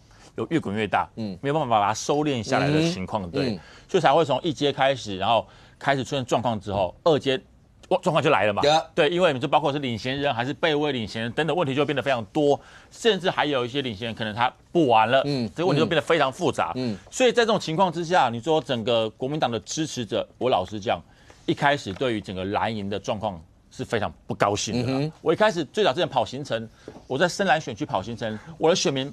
不是骂民进党，是骂我们国民党啊！不晓得我们在干什么啊？那时候我相信都有这种感受。那在这几次之后，包括你说不管司法的调查啦，有没有办蓝不办绿的问题，这都不讨论。但整个过程当中，现在的状况，我觉得党中央跟我们地方上的态度至少比较明确了，方向也比较明确了。OK， 因为2阶之前。我们现在台北市属于是被罢免的立法委员，所以原则上我也不用去讲什么，我也不是要罢免谁，我也没有联署的问题，我就宣传我自己，希望大家认可我。但是既然2阶段已经过了，就进入第3阶段要投票的状况下，是那就没有在所谓的用言语单纯表达的问题了，你就要实际行动。它就跟选举是一模一样的。当时你怎么选？你早上怎么去市场站路口，晚上怎么跟垃圾车，然后怎么去扫公园，该怎么跑就怎么跑。现在我相信国民党的这些立法委员态度都已经非常明确了，就准备了3阶罢免。OK， 所以现在我觉得整个过程当中虽然晚了，可是怎么样在剩余的时间之内，第一个把立法委员的职责做好，然后把他们的诉求让选民知道，我觉得这是一个非常重要的。然后再来，我也必须要说，花时间花体力在地方上跟民众接触，这绝对是跑不掉的。握个手。看到一下，打个招呼，对于人性的感觉真的会变得比较温和。OK， 那利用这种方式，接下来可能还有大概2-3个月的时间，大概8月、7月就要投票了。怎么样让敌对阵营的人或者不喜欢你的人降低仇恨感？然后怎么样让支持你的人愿意认同你，重新站出来投下不同意票？我觉得国民党现在借由团结的气势，中央跟地方一起来办一些活动跟说明会，我觉得可以对我们的支持者是有正向的帮助。OK， 所以我这也要讲一下，就是现在对于活动地方上的议员就很明确，因为进入3阶了，对，所以2阶之前原则上没有在挂这些看板很少，因为还没有过嘛。3阶就不用好说了，就开始挂看板。那有我，然后也有那个欣怡姐，就是我们地方上的议员会跟立法委员一起来做看板，然后包括接下来很多的联合宣讲活动，包括了扫车活动，我们都会跟立法委员绑在一起。那我相信在我们努力之下，然后用最谦卑诚恳的心，让我们的支持者重新愿意接受我们。我觉得这是一个非常重要的事情。问题是你谦卑不代表你上面那个的谦卑，所以必须都要，这个都要，这个我们对，当然尤其是立委，对，都需要。当事者，我觉得这个时候展现出来的态度，非常重要，因为谁能要他们谦卑？我就问你这个问题。我觉得他们必须要自己来为自己负责任啊！都当到立法委员了，还要谁帮他负责任？好不好？最高的民意代表了，还要谁替他负责任？所有的结果，我老讲，党中央当然有责任，但所有的一些不管成功或失败，立法委员本身，包括我们的市议员、其他民意代表也都要有责任。但是毕竟他这是罢免立法委员，立法委员本身就是那个主角。OK， 他必须要展现出来的态度，让所有的人能够认同他。我觉得这是最重要的事情。三个一样，为什么国民党吹不出像这样一些人热情？你自己的观察，还有这一次如果进入3阶，那对了，你是整个罢免这些算是大师兄了吧？所有这些，包括罢团或是要被罢的那些人，在3阶，你现在预估未来那个账会是什么样一个状况？或是你觉得这次如果过31席2阶嘛，打到3阶完以后，以你自己的观察，你觉得全国或是台中，因为台中你一定最熟，会被罢掉几席？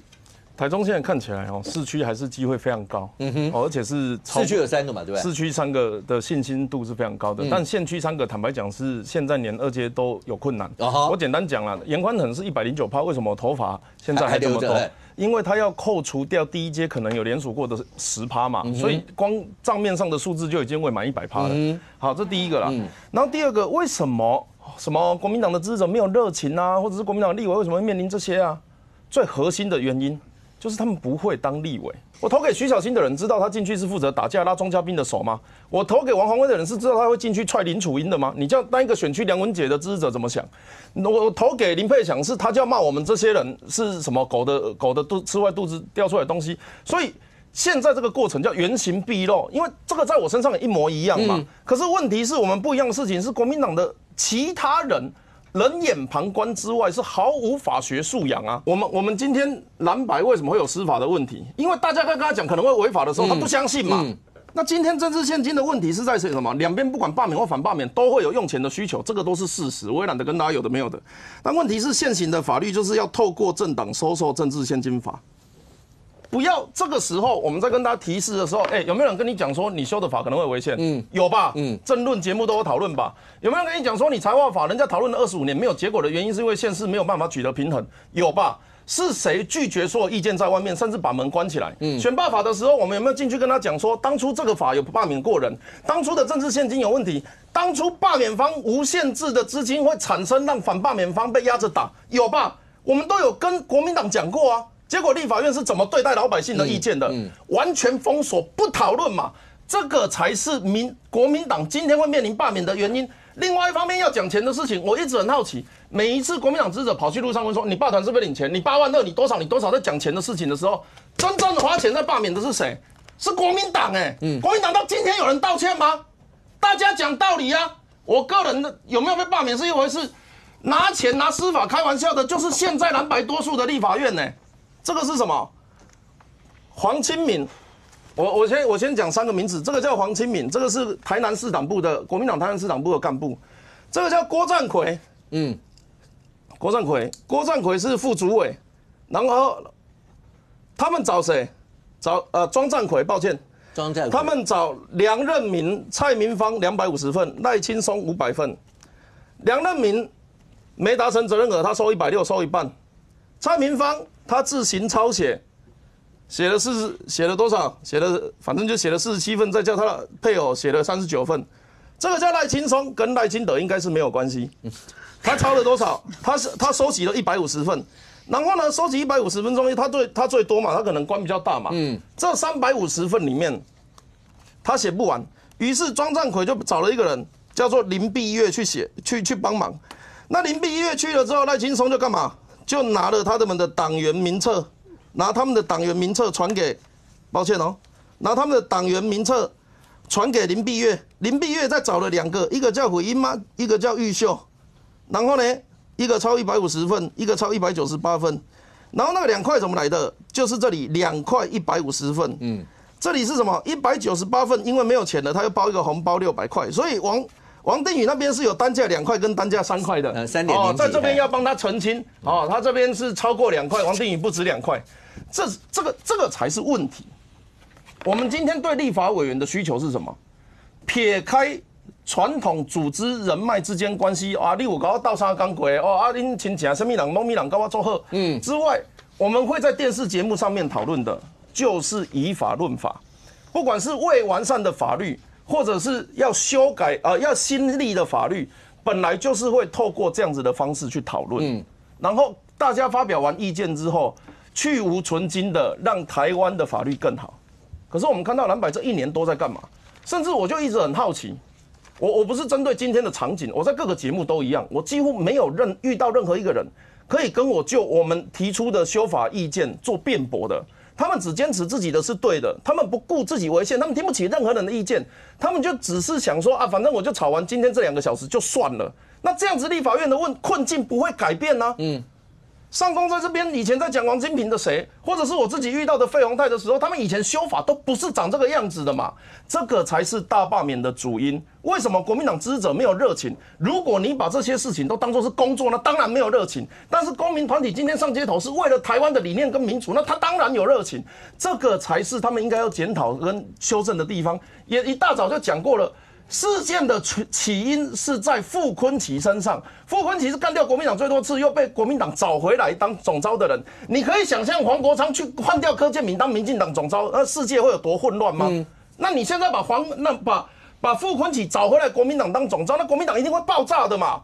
但是没有人指责傅崐萁，这个才是国民党茶壶里的风暴。可是他们现在就算指责傅崐萁，或者把傅崐萁换掉，问题就解决了吗？现在来不及，来不及。现在来不及的原因是因为那些事情都已经发生了，包含总预算从3月送进去到现在5月还在那边解煽动一大堆有没有的，还有立委搞不清楚状况，解冻条件是业务费执行30%自动解冻70%，他要求对方写报告，你一开始解冻条件就没有写那些，那个立法院已经真的是不是我们能够想象的。坦白讲，连里面的助理幕僚那个都不是正常的运作方式，这才是为什么我们能够侃侃而谈讲出一大堆的原因。来，不会。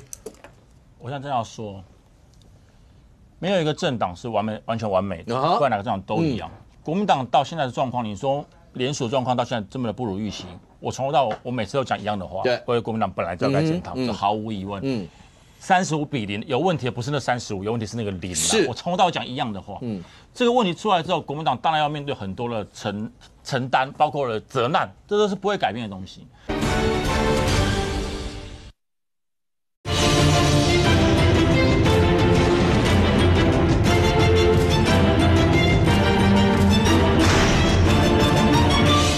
国民党当然要面对很多的承担，包括了责难，这都是不会改变的东西。但是讲到所谓的有没有钱的部分，我就跟大家报告一下，我想在座都是选议员跟选立委的人了，这有什么好扯的？政治现金，当我政治现金专户打开的时候，我就能够根据我合法规定使用。平常的时间，那你该怎么用，你就自己花你自己钱去用，就这么简单。现在不管是哪一个立委，如果有任何看板上，那他要花他自己钱来用 ，OK。然后你那些霸团拿到那个钱，我从头到尾我也没有说他有没有违法的问题。我已经讲了，如果他拿这个8万块还是一天2000块是错误的、被抹黑的，那我觉得就用司法来处理。每一个人讲话都要对他自己的话做出态度来。但是现在你说那些霸团是不是真的很有钱？你说包括他的资源是不是很多？我相信大家都有这种感觉，但不代表那是违法。我从头到尾就没有说他的违法，只有开账户才有问题嘛。所以我觉得不需要把话通通扯在一起，好像讲的我们国民党都很有钱，然后我们双重标准，不对啊！这个所有的这些看板，刚刚讲的，那都是你们的。这看板就是罗志祥自己出的啊，都是这么简单而已啊。啊，现在因为我们还特别确定，因为现在有选举3点不漏的问题，所以照片都不敢放，对，只敢放字跟名字。所以都很遵守规定来嘛，这个东西到底跟选罢法或者包括跟政治献金法有什么关系？我真的不知道哎。难道我没有选举的时候，我现在挂看板，我自己出钱犯法吗？所以我觉得真的不要乱扯跟瞎扯啦。很多事情照法律来走，该怎么做就怎么做。国民党没有做好的地方，大家来检讨。但如果那些绿营，包括有些特意抹黑的，我非常强烈谴责这种行为。来，创工，请问一下2个问题。第一个，在要罢蓝委这个地方已经进入到30或31比多少？现在是刚看到几乎全国所有的罢团，接下来大家都会在基隆出现。刚刚已经看到是这样。好，那对国民党这呢？好，大家现在还在讨论的是，先不讲说到底国民党能够罢到蓝委进2阶有几席，光那个司法的争议都还在处理。台南一个起诉书出来，让大家讨论这么久，还有一个就是主要因为是那里面有15个圈圈嘛。啊，终于大家大家现在都在解密那个圈圈到底是谁。好，那这一部分，因为大家在讲会不会影响到中央党部，会不会在近期里面会不会被冲的一个问题，这是一个。第二个，对国民党来讲，现在面临到的这些，尤其像北桃中这4个都会，都是全垒打，而这4个地方，蒋万安、卢秀燕。对国民党未来来讲是重中之重的2位，所以这里头只要有任何一个出了一些状况，对他们来说，一个要连任的，另外一个可能要进入大位的，都会产生影响啊。未来怎么办？当然讲到国民党执政的4个直辖市啊，其实我们说目前为止35-0嘛，哈，4个直辖市就23个啊，对。4个直辖市就23个哦，就23个了。那当然，大家在看的是，你蒋万安是寻求连任，那侯友宜是要卸任。哦，那卢秀燕的未来，就国民党里面对卢秀燕的期待值是很高的，所以她的未来是，她不在于，因为她已经没办法连任嘛，她的未来。那他的未来又有一个问题，先看罢免，后看2026接班人接得上来接不上来，他有两道关卡卡在那边了。因为你罢掉了以后，他还要想下一件事，我2026先要帮我的接班人辅选上。我在台中已经本身不会最近期就2026年我没有选，但是我负责的选区被罢掉，还有影响到未来接班者他能不能够把他拉起来，他都得承担责任。所以这2个人一定受伤最严重。但是说至于不至于说蒋万安的连任一定会出问题，我现阶段不这么看。OK， 但是会不会影响到卢秀燕的未来？有可能。卢秀燕可能遭受的未来的冲击可能要大过蒋万安，要大过蒋万安。那当然，就回过头来讲，那15个圈圈的解密，结果我们大家猜半天嘛，结果15个圈圈的解密，它的正式职称叫做组织发展委员会组织部主任徐梦圆。上官，等一下，解密以前，大家只看到圈圈的时候，15个圈圈，你有没有猜出来他？没有。连你都猜不出来，那就很少能够猜得出来了。好，那徐梦正本身，他是一个专职党工。OK， 好，专职党工，你看到的说，国民党中央里面所有的一级主管里面，他有的可能是兼职。你比如说徐宇生就是兼职，他底下的副主任委员有兼职有专职。OK， 有兼职有专职。其实徐梦正其实也不是什么人的人嘛，他就是一个专职党工，一路上来的接主任的一个专职党工，所以他好像也在地方待过调查。那今天讲一句最白一点的话，组织部主任并不大，并不大，而且他还是专职党工。我们最清楚的一件事，在每一个党运作面最大的，绝对都不是专职，绝对都不是专职。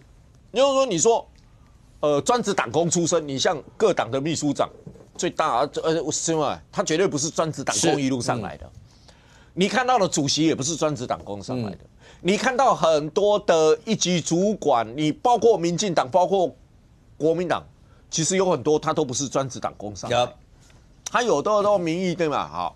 那请问一下，20号10点半，一个不大的专职党工打电话下去，10点半哦，晚上10点半哦，它是一个下班时间的。就算一般来说，你们的党务工作会议一般都是礼拜一开，但礼拜一都是下午，开完了你就应该交代了，不会是这个时候吧？不会是晚上10点半，晚上10点半是一个非常奇怪的时间。你说他打电话下去的时间，对，你说下班了啊，下班了我忘了打，那应该是6点啊，5点多啊，7点打啊，你不会拖到10点半，他可能比较忙。对，而且他可能跟你一样参加饭局，活动比较多，对，活动比较多。10点半一定是被交付的嘛？啊哈，你觉得是有人交付？一定有人交代头说，哎，你现在联络什么什么什么？那谁会交付啊？谁会交付？像这样层级上？1月20号10点半还会想到工作的，那他一定还没睡，还没睡的时候，刚好立法院20小时不点灯表、不停电表决，这个我就很难猜了。但是他的组织是谁？那不用查，他的 title 组织发展委员会组织部嘛。他的直属长官，那就很清楚是谁嘛。好，那今天这个问题，你是说，这表示一件事情，就是说我党中央要党部发动提议人的联署，提议人的联署嘛。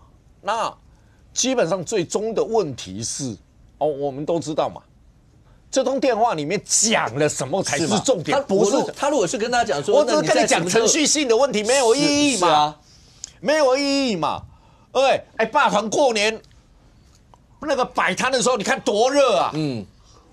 他们过年也可以摆摊啊。是啊，他如果只跟你说你什么时候把那个交出来，也可以摆摊啊。然后你可以办过年前的活动，邀请党员来参加，顺便联署都可以嘛。就是说。重点是在里面交代了什么话嘛？好，如果没有讲到很敏感的东西，那你就很难去判定嘛。OK， 但是一件事就很明确，这个是中央下去的指示，而且是有时间限制，这个是确定的。OK， 这个是确定的。所以你就看到了说有人说什么里面有看到说什么下载档案抄啊，什么一大堆的留言啊等等，那个都是时间紧迫的问题，这跟党中央有没有直接联系关系？那除非检察官你真的在电话里面问到了什么，很敏感的东西，否则你说这一个理由构成去搜索吗？我还是打问号。好，可是现在看起来没有。是你说时间真的如果往回推，大家现在都会把以前的一些东西拿过来看。现在面临到罢免的这些，就像台北的一些的委员或什么，当时今年1月、2月、3月，有几个人会觉得真的会罢到头上来？但是现在眼下看起来的话，似乎不可同日而语。每个人都真的觉得那个千斤顶是真的会压下来了，所以每个人的表现或各方面，可是。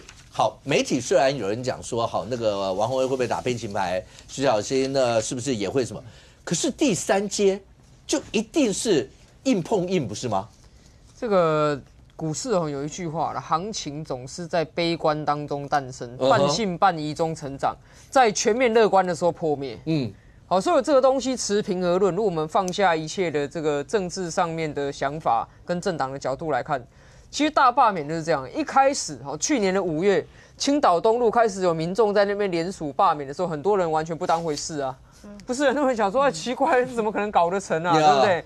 然后呢，那个柯建铭，他看到民间团体开始在做罢免，柯建铭也开始讲罢免的时候，国民党说你看柯总召又在乱讲了，这怎么可能？一路以来，半信半疑中成长，哇，现在是这个签联署，结果呢？不要说达标了啦，130%、150%、连170%的都有，对不对？可是接下来第3阶段不会这样一帆风顺，我觉得在这边真的要做一个提醒，因为国民党就是在行情全面乐观的时候崩盘嘛，那是哇拿到了立法院了，好高兴哦，然后这个在立法对，然后呢在这个立法院里面爱过什么法案就过什么法案，现在才遇到大罢免的困境。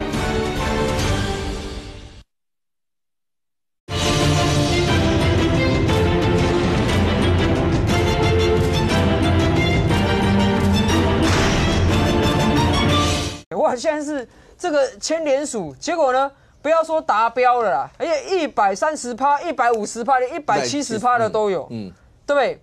可是接下来第3阶段不会这样一帆风顺，我觉得在这边真的要做一个提醒，因为国民党就是在行情全面乐观的时候崩盘嘛，那是哇拿到了立法院了，好高兴哦，然后这个在立法对，然后呢在这个立法院里面爱过什么法案就过什么法案。现在才遇到大罢免的困境，那反过来说，我觉得民进党现在也没有任何庆祝或是乐观的理由。因为第一个大罢免的本质，它是一个公民运动，而且它还是去中心化的公民运动，也就是以前这个香港在反送中的时候讲的无大台的运动。那这无大台的运动有一个好处，就是说它不容易被这个一箭穿心。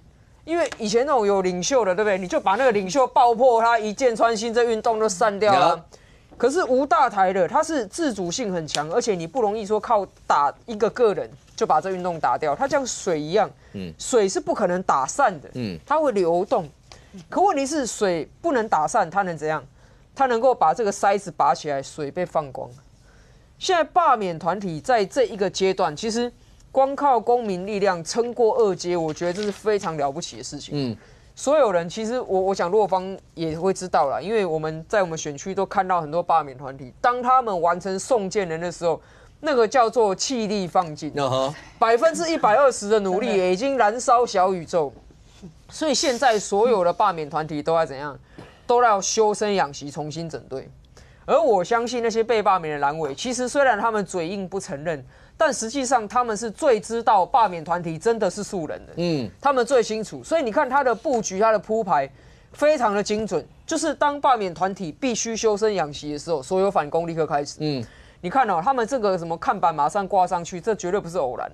那些什么设计跟点位，到底要钱的还是不要钱的，跟人家借的。我们选过局的都知道啊，又不是说我今天要，明天马上就有，那早就已经安排了，要在你送件之后立刻一定要遍地开花的嘛。还有包括那种什么设计，什么罗明才唱儿歌啊，然后这些上专访啊，这些全部都是有节奏、有计划。但你说挂看板，我相信，尤其像刚才不会讲议员那些，他们一定很早就想要挂，为什么？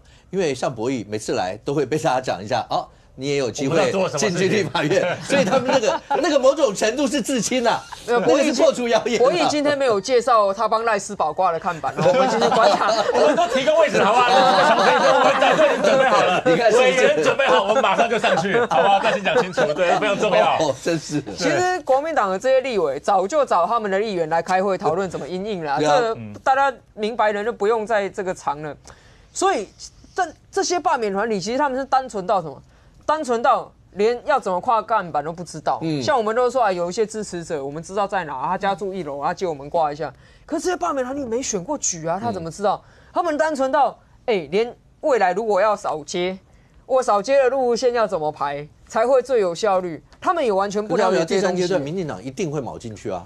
但是这问题就来了，刚讲过，罢免团体它是一个公民运动，它就像水一样是无大台的公民运动，所以民进党纵使民进党有志要做摊扣，不一定人家要被你扣因为这些罢免团体它有一个自主性，你绝对要尊重它，你绝对不能说我政治团体进来，我要喧宾夺主，从今天开始你就是我的兵马，你听我指挥，这绝对搞不成，而且一定会内爆，而且一定会这个造成整个罢免的崩解，所以这是台湾第一次因为有点类似期中选举的规模了，30几区同时在做这个，国民党没遇过，其实民进党也没遇过，公民团体也没遇过。那现在对于这个罢团来讲，现在确实是一个会有点紧张的时刻，因为蓝委他们是选举专业，因为选举很专业，所以才会选上。问政那个专不专业我不知道，但人家选举真的是一流的啦。那他用大选的规格来跟你打，把你当成竞选的对手来打的时候，一个毫无从政经验的素人团体要怎么来因应这个？民进党就算要帮，怎么样帮的恰如其分，而不会适得其反？其实这都是现在立刻要去研究的功课了。若芳，现在你们还会面临到第3阶段，民进党要扮演什么角色？另外一个是蓝白阵营看起来在这次罢免里头，因为黄国昌主席也已经直接讲了，他们一定会投入这一场，然后要反罢，所以蓝白一定会合。而这个合的那个过程里头，你自己评估，当3阶进入一边是蓝白合，另外一边民进党也一定要下去扮演一些角色，你觉得会怎么样？像今天立法院3读通过合管法，对，所以核3还可以再续命20年。像这些议题，你觉得在接下来的罢免里面会发酵吗？我觉得应该先是讲说民进党的角色好了，你从那时候黄国昌还正常的时候被罢免的那个情形，还有再来就是 Freddy 罢免的那情形，然后你去看民进党在这几场罢免的角色里面，包含韩国瑜被罢免，他们就是罢韩四君子嘛。你去看民进党的角色，其实都是在协助以罢团为主。那需要什么，我们全力协助。那包含我们所有的党公职，那大家会讨论，那就是全力协助，但是还是以罢团为优先。那我也相信，在这一次的大罢免，包含第3阶后面的这个不管到第3阶或第4阶这样的角色，民进党一样还是在于一个协助，绝对不可能是说今天你罢团全部都变成我们旗下所有可以挥毫的，而且你要挥毫也挥不动啦。老实说，这些他们都非常有自主性。那我相信应该就是说，我们仍然秉着就是罢团我们的需求是什么，我们来全力协助，不可能变成我们主导。那全力的协助，包含说，譬如说，那是不是？因为我现在都还不知道，那我们也没有听到罢团他们现在第3阶的步骤到底是什么，我们也不晓得。那包含是不是说未来是要有协助挂看板啦，或者是帮忙宣讲啦，或者是在第2阶我们每个人都要有一个政策说明会啊，类似像这样子的一个方式，那就是全力协助。我觉得这一定是我们的角色。请问一下，我刚才问上公的问题，你有没有觉得蒋万安最近变了？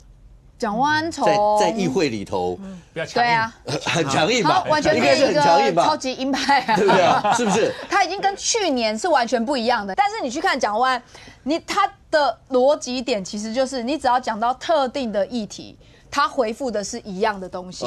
像最近这个之前大家在讲纳粹，他就会讲。陈其迈他就说讲成他有弹参啊，他有弹参，就是那个填空题有没有？他问到什么，他就会把关键字叮出来之后，他的那个填空题就自己这样放进去。至少他有讲朱立伦讲的那个是不是的？至少有讲这句话。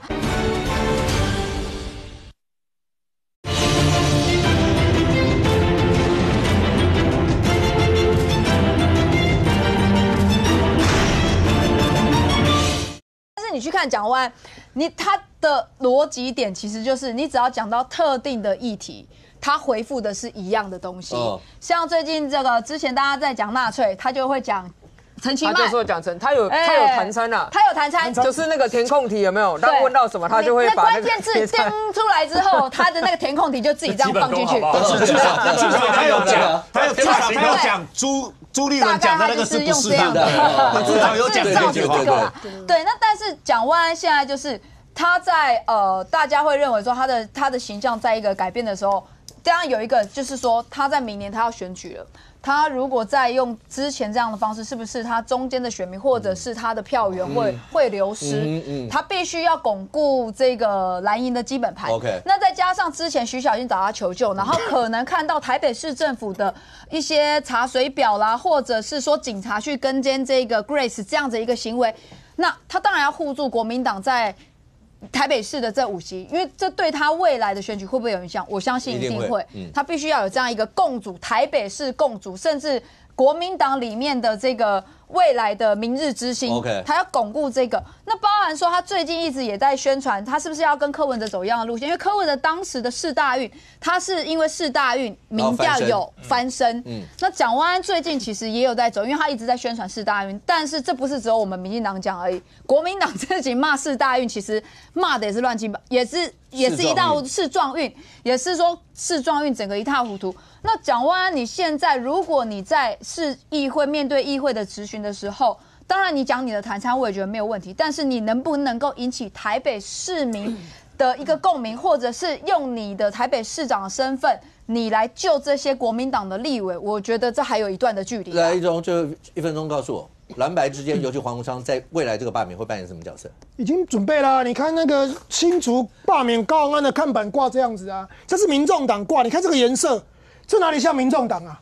这蓝色就根本就是国民党的线啊！好蓝小，他已经直接挂上去蓝色了啊！只差党徽没上啊！在他旁边新增朱立伦。对啊，对，所以你就可以了解，就是说现在我跟你讲，现在国民党分2边，一边是有脑子的理性边，就蒋万安跟卢秀燕。蒋万安之前提倒阁，其实是帮提一个解方。那你提倒阁，如果民众党不加入没关系嘛，至少你国民党有个态度嘛，让国民党立委有一个在国会就至少可以去讲这件事，就你不敢去做嘛，所以。为什么现在传出来说卢秀燕有可能在3阶段投票的时候前是不是宣布参选当主席？而且记者去问朱立伦，他说欢迎欢迎。然后记者问卢秀燕的时候，他说今天教育不谈政治。所以其实他明天蒋万安要去台中见要跟卢秀燕合体，你可以感觉到就是说现在有脑子的正常的组就是蒋万安跟卢秀燕这一组。那朱立伦还在干什么呢？不正常组，他现在还在发民调。我今天看到这个民调，我脸都昏掉。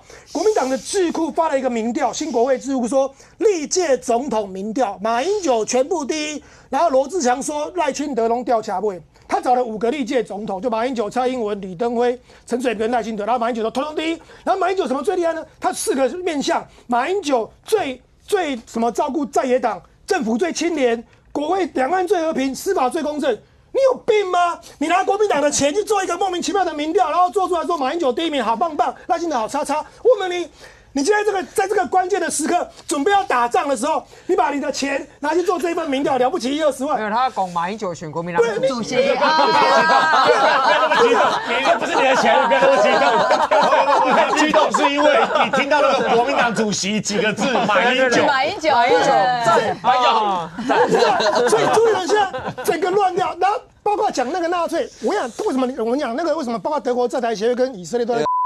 人家已经跟你讲，私下已经跟你讲说，他第一次在那个宋建良就那个拿那个纳粹片，他就讲了，那人家就已经私下跟你讲说，不要再讲这个，我们不喜欢你讲这个，这是我们的伤痛，就还要讲第3次，就你知道肖哥谁挺他吗？国民党里面，朱姐挺他，朱姐说。欧洲把我们看作次殖民地，我上次学到次殖民地是在孙中山的三民主义里面，所以现在是朱立伦绑着朱姐一组，然后比较有脑的卢秀燕跟蒋万安一组，事情很明显，所以我相信在3阶的时候，国民党这些委员会靠向谁，大家也都心知肚明。来，博宇，来最后30秒。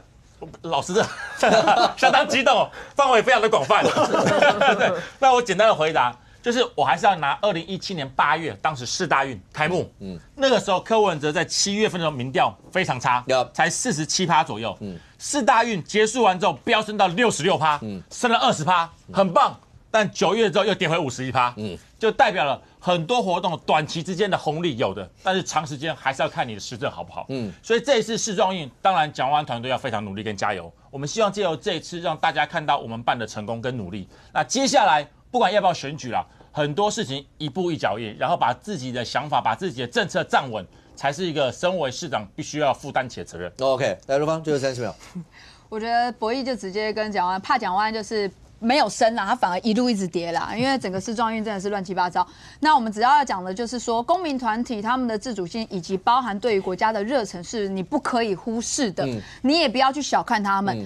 如果当你国民党去小看他们，或者是继续一直抹黑他们，这样子的反弹力道，真的在第3届他们绝对会看到，这反弹力道一定会非常的大。OK， 来，有没有30秒？其实这次大罢免是台湾第1次有这样的公民运动，所以我想所有的政治人物不分党派都应该要谦卑的面对民意。